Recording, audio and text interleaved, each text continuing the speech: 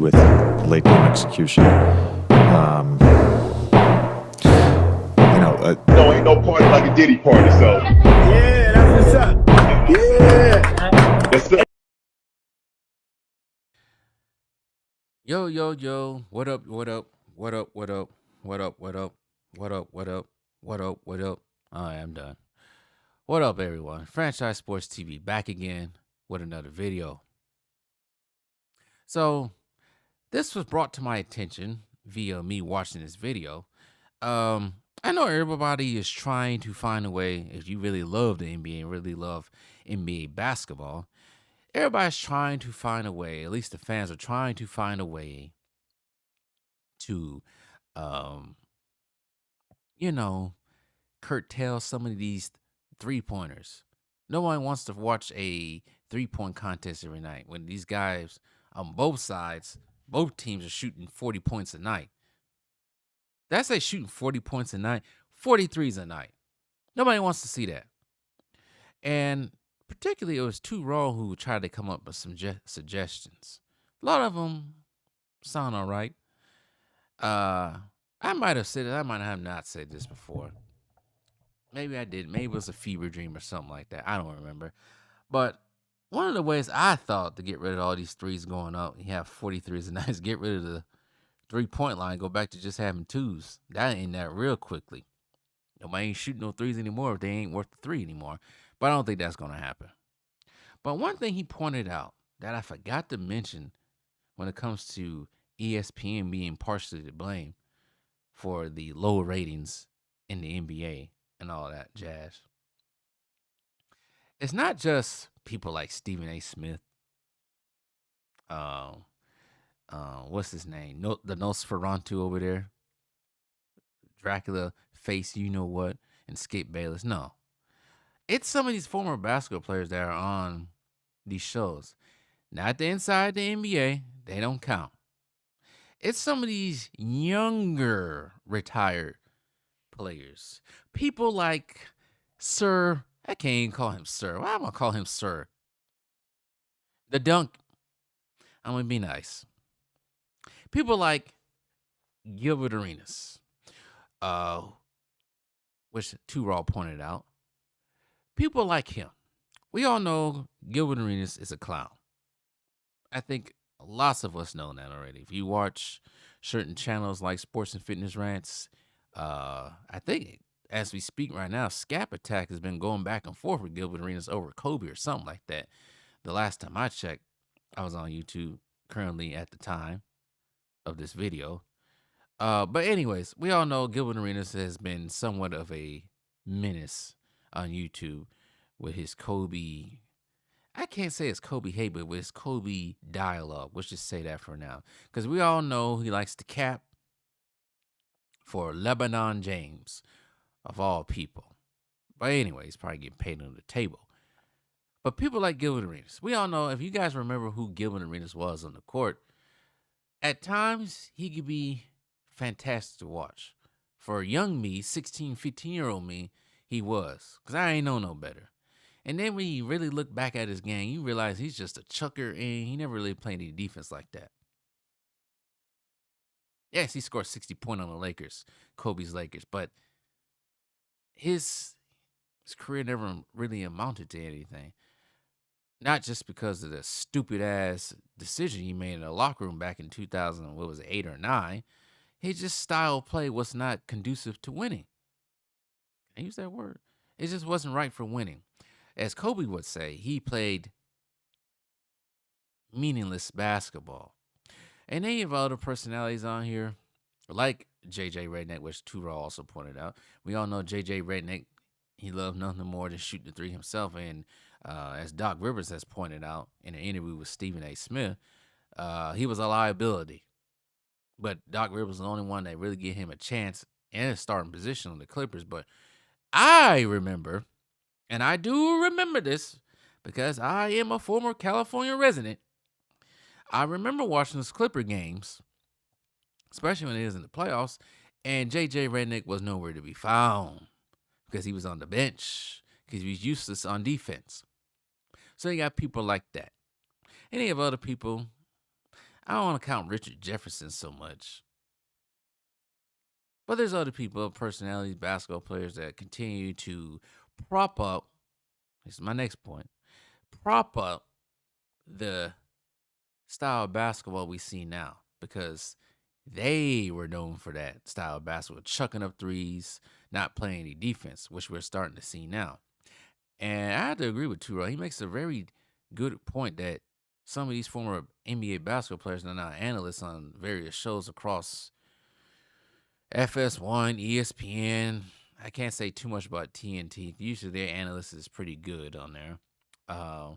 But these other shows on the internet, whatever I can't think of right now, they're partially are to blame just as much as people like big time personalities like Stephen A. Smith. They are to blame. Sham Sharani, these types of people. They influence a lot of what's going on in the NBA. Influence these kids as well. And these kids start believing it because they soak a lot of stuff in because they don't know no better.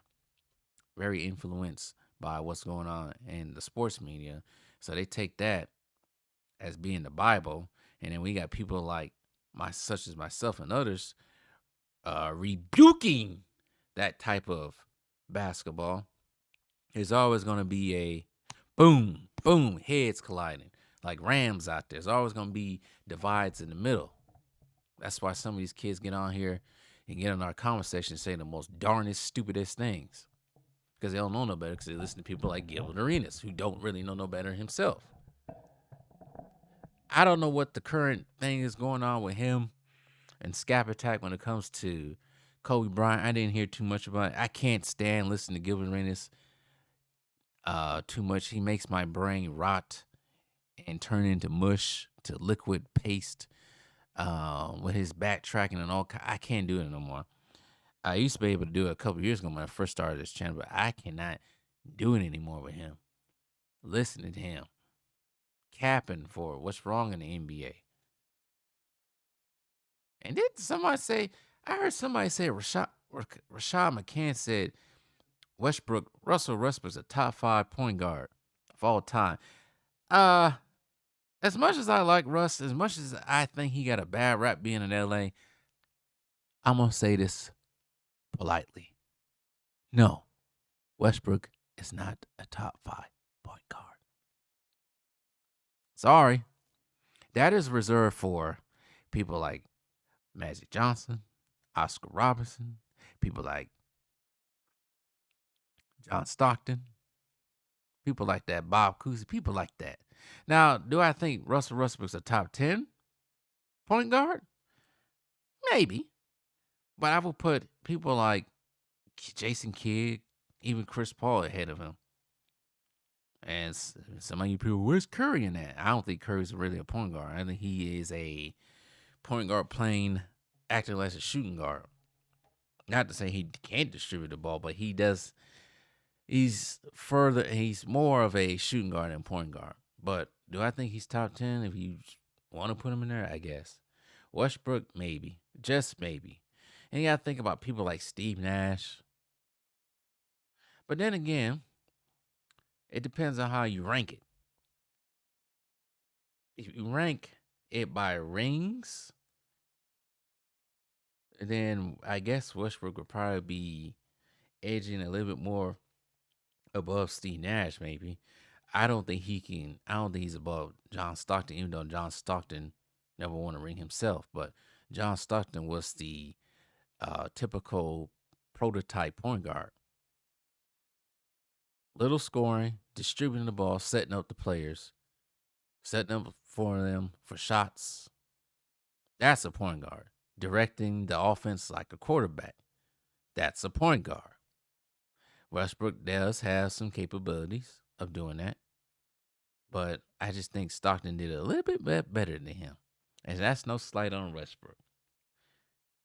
But anyways, yeah, I agree with Turo. They had to change the NBA media. They had to put more people who are, because one thing that Turo pointed out, And I think most of us already know this already. The big man in this league, right now, are not really showcase. They showcase, but they're not covenant when it comes to these kids these days. Outside of Jokic, maybe Jokic. The big man has basically been pushed to the side, almost left for dead. It seems like, and maybe they need to have a little bit more diversity when it comes to having these NBA players being on ESPN like that. Maybe they need to have some big men on there. I think they had Kendrick Perkins, but a better big man than Kendrick Perkins. Because Kendrick Perkins is getting money under the table by Clutch Mafia. So I can't count him.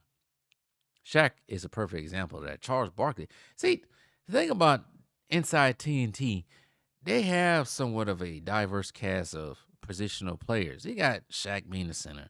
You got Charles Barkley, former power forward. You got Kenny Smith, former point guard. At times, you got, I don't know if Dwayne Wade's still on this. Dwayne Wade still on inside TNT? Inside the NBA, I should say, on TNT? I don't know. And then you have people like, what's her face that used to play the WNBA? Everybody's freaking fantasy. I can't even think of her damn name right now. Oh, I can't think of her name. I hate that. She was once everybody's fantasy back in the day. I can't think of her name. Somebody tell me what her name is.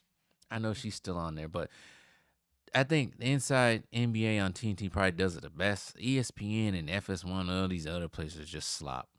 But anyways, tell me what you guys think.